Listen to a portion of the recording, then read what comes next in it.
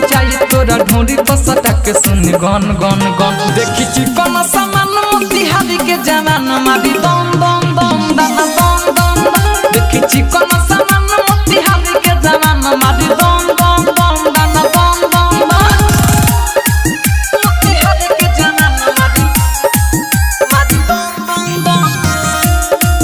मारी दम दम दम दाना दम दम दम देखी के तोहर जोगार रे खराब भइल बा हथियार रे कहते भागता रे सुन रे छौरी हो सरंग धार रे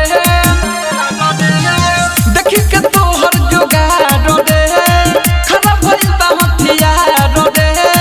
कहते भागता रे छौरी हो सरंग धार रे अवहेन निहुर जन भाग छौरी दूर आज सब कर्मी आज कर टन टन टन देखी चिकन सामान मोतिहारी के जवान मारी दम दम दम दाना दम दम देखी चिकन सामान मोतिहारी के जवान मारी दम दम दम दाना दम दम मोतिहारी के जवान मारी मिक्स बाय रजनीश जेके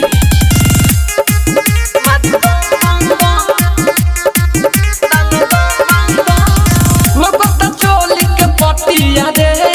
छोड़ी नया जीवरतिया रे शीतल प्रेमी कही जवान मन के पड़ी बतिया रे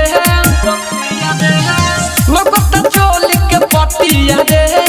छोड़ी नया जीवरतिया रे शीतल प्रेमी कही जवान मन के पड़ी बतिया रे जमानी छिटाई आए लाउं सर बिडाई जब गाना करी बन बन बन देखी चिकन